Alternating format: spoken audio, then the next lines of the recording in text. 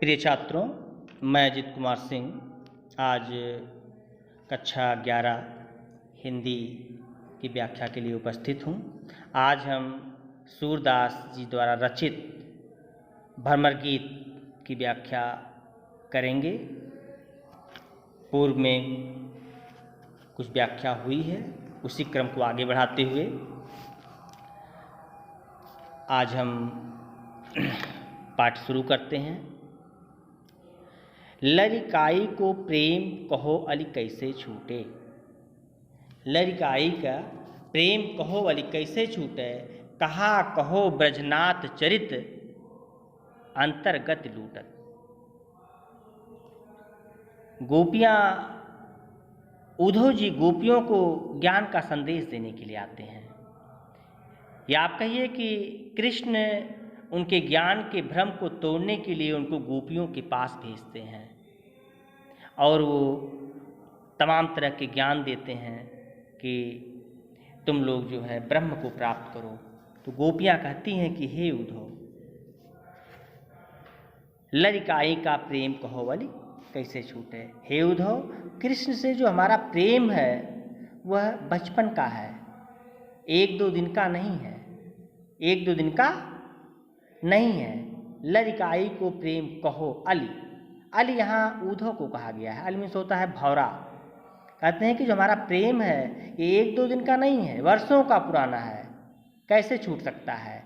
कहा कहो ब्रजनाथ चरित, कहती हैं कि ब्रजनाथ श्री कृष्ण के चरित्र के विषय में कहाँ तक बताएं। कहाँ कहो ब्रजनाथ चरित। ब्रजनाथ माने ब्रजनाथ मीन्स श्री कृष्ण। ब्रजनाथ के कहा कहो ब्रजनाथ चरित, ब्रजनाथ के चरित्र के विषय में हम आपको कहाँ तक बताएं। हमारा और उनका जो प्रेम है वह जन्म जन्मांतर का है, कोई एक दिन का एक दो दिन का नहीं है। अंतर्गत लूटत, कहा कहो ब्रजनाथ चरित्र अंतर्गत लूटत।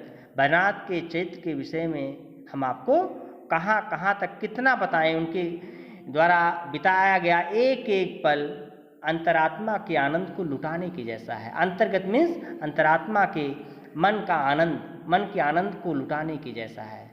उनके साथ जब हम लोग रहते हैं तो हमारा मन अत्यधिक आनंदित हो जाता है।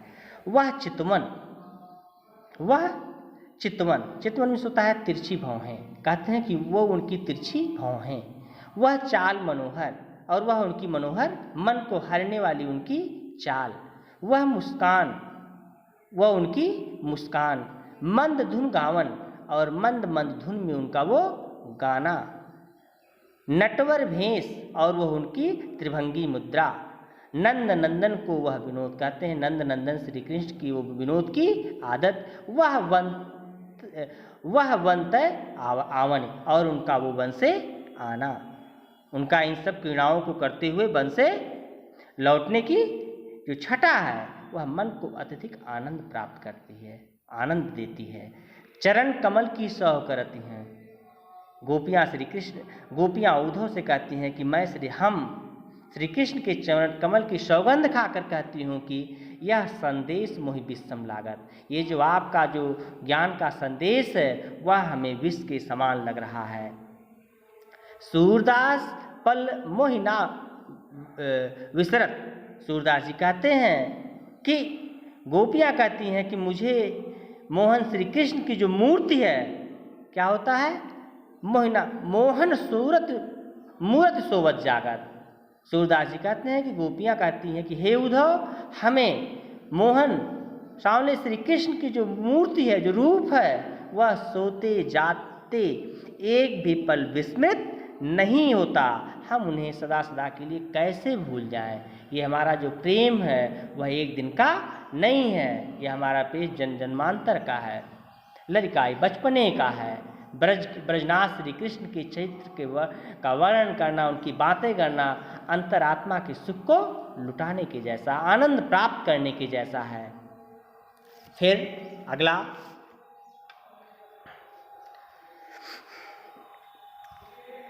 कहत कत परदेसी की बात। श्री कृष्ण जो है मथुरा गए थे, यह कह के गए थे कि हम 10-15 दिन में लौट आए, कुछ दिन में लौट आएंगे। लेकिन एक लंबा समय बीत गया, वो लौटे नहीं। तो गोपियाँ कहती हैं कहत कत परदेसी की बात, तुम किस परदेसी की बात करते हो? उस कृष्ण की, झूठे कृष्ण की। मंदिर अरध, मंदिर में सोता है घर, मंदिर में सोता है घर, अरध में सोता है आधा। यहाँ उसका श्लेष अलंकार है, मतलब घर का आधा अर्थात पक्ष अर्थात पखवाड़ा अर्थात 15 दिन, 15 दिन कह के वो गए थे। मंदिर अरध अवधि बध हमसे, मंदिर में सोता है घर, अवध में, अरध में सोता है आधा, अवध में सोता है समय, बद माने बद के, हमसे माने हमसे, मतलब घर का आधा, मतलब यहाँ प्राय 15 दिन से है। 15 दिन का अवध बद के हमसे गए थे। हरि आहार चल जात, हरि मीन्स क्या होता है? शेर। हरि मीन्स क्या होता है? शेर। आहार मीन्स, शेर का आहार क्या है? मांस। शेर का आहार क्या है? मांस। तो महीना बीता जा रहा है, चल जात माने बीता जा रहा है। हमसे वो 15 दिन कह के गए थे और महीना बीता जा रहा है, लेकिन वो आए नहीं। सस रिप, सस माने चंद्रमा, सस का रिप कौन है? शत्रु कौन है? सूर्य अर्थात दिन। हमारे दिन जो है वर्षों में बीत रहे हैं। सूर्य रिप जब मीन्स रात्रि, सूर्य माने सूर्य, रिप माने शत्रु, युग माने हमारी जो रात है वो युगों में बीत रहे हैं। हर रिपु कीन्हो गात, हर में होता है महादेव, महादेव का शत्रु कौन है? कामदेव। कहते हैं, अब एक लाइन में इसका अर्थ समझिए। गोपियाँ कहती हैं कि कहत कत परदेसी की बात, हे उद्धव तुम किस परदेसी की बात करते हो? झूठे कृष्ण की बात करते हो। मंदिर अवधि बद, मंदिर अरध अवधि बद हमसो, वो मुझसे कह के गए थे कि हम लोग 15 दिन में लौट आएंगे। हर आहार, शेर का आहार मतलब मांस, महीना बीता जा रहा है। सस ऋतु बरस, सस ऋतु बरस माने हमारे जो दिन हैं वह बरसों में बीत रहे हैं। सूर्य रिपु युग, और हमारी रातें युगों में बीत रही हैं। हर रिपु की, और उस ऊपर से कामदेव हम पे घात प्रतिघात करते हैं, कामदेव हमें परेशान करते हैं, हमारे ऊपर घात लगाए बैठे हैं। मघ पंचक ले गयो सांगरो, मघ माने माघ, पंचक माने माघ का 5वां नक्षत्र, मतलब कि चित्रा। ले गयो सांवरो, सांवरो मीन्स श्री कृष्ण। मघ पंचक माने माघ का 5वां नक्षत्र अर्थात चित्रा, चित्रा मीन्स चित्त। हमारा चित्त, हमारे हृदय को कौन ले गया है? सांवले, सांवरे श्री कृष्ण ले गए हैं। ताते अत्वकलाद, इस नाते ये बहुत व्याकुल है, हमारा हृदय बहुत व्याकुल है, हम अत्यधिक व्याकुल हैं। नखत मीन्स नक्षत्र कितने होते हैं? 27। वेद, वेद कितने होते हैं? नखत वेद ग्रह जोर अर्ध कर सोई बनत तब खात। नखत 27, वेद 4, ग्रह 9, 27 4 31 9 40, जोर इसको जोड़ लीजिए, 40 हो गया। अर्ध कर, इसको आधा कर दीजिए, सोई आधा कर देंगे कितना हो जाएगा? 20। बनत, 20 का अर्थ विष, बनत तब खात। अब इच्छा करती है कि हम लोग विष खा लें। सूरदास बस भई विरह के कर मीजे पश्चात, सूरदास जी कहते हैं कि गोपियाँ जो है विरह के अधीन होकर के, विरह के बस में होकर के अपने हाथ को मल मल के पछताती हैं, और वो कहती हैं कि हमने उनसे प्रेम ही क्यों किया। एक बार आप पूरी व्याख्या देखिए, थोड़ा सा कठिन है। कहत कत परदेसी की बात, गोपियाँ कहती हैं कि हे उद्धव किस परदेसी की बात करते हो? मंदिर अरध अवधि बधि हमसे, हमसे वो मंदिर अवध माने घर का आधा, मतलब 15 दिन, 15 दिन की अवधि बस के हमसे गए थे। हर आहार चल जात, शेर का आहार था मांस, महीना बीता चला जा रहा है। सस रिप मतलब दिन, हमारे दिन जो है वर्षों में बीत रहे हैं। सूर्य रिप, सूर्य माने रात, हमारी रातें युगों में बीत रही हैं। हर रिप कीनो घात, और ऊपर से कामदेव घात लगाए बैठे हुए हैं। मघ पंचक ले गयो, माघ का 5वां नक्षत्र अर्थात चित्रा, हमारा जो चित्त है वो सांवरे श्री कृष्ण ले गए हैं। ताते अतुकलाद, और हम बहुत व्याकुल होते हैं, हम बहुत अधीर हो जाते हैं।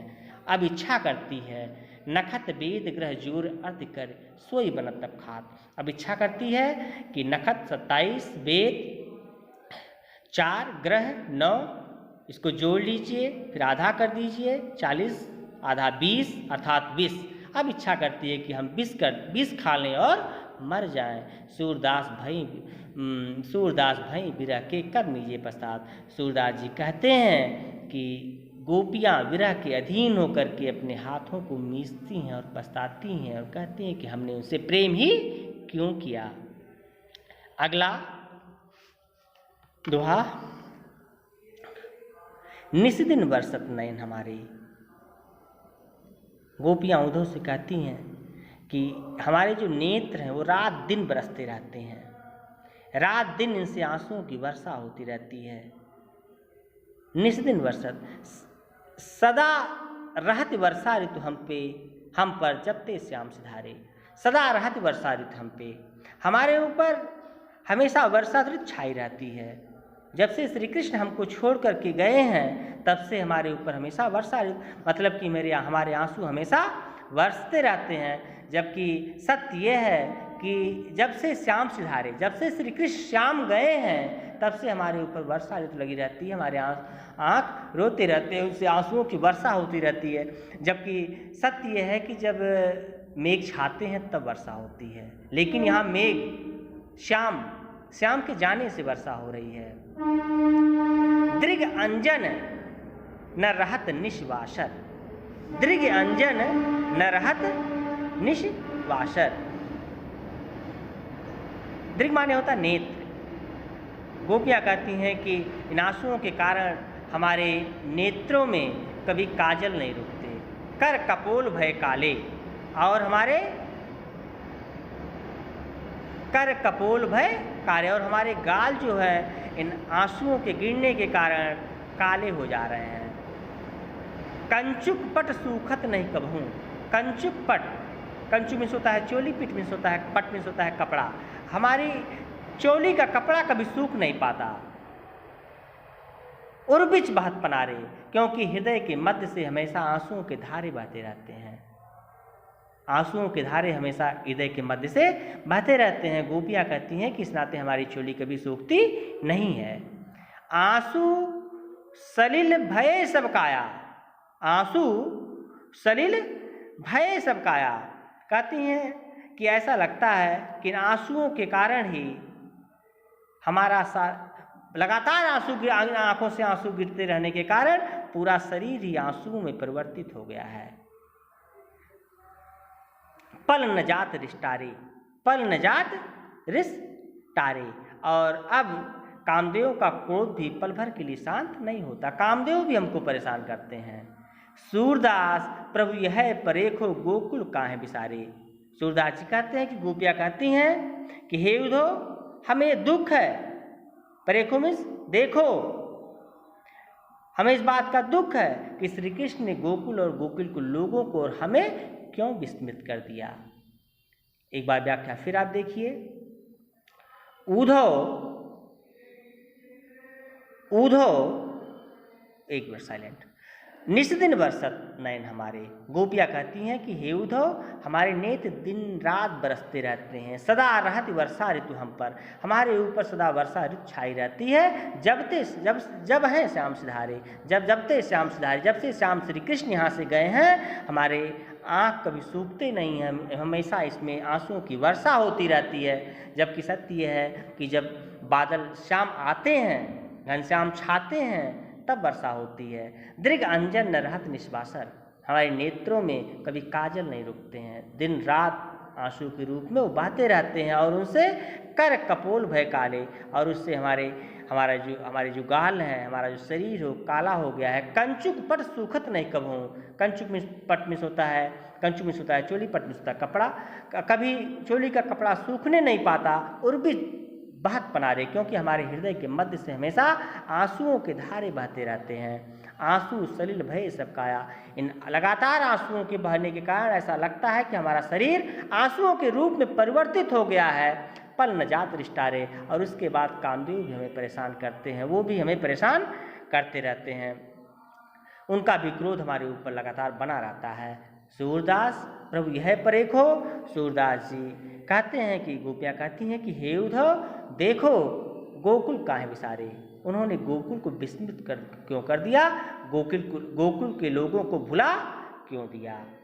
आज बस इतनी व्याख्या। धन्यवाद।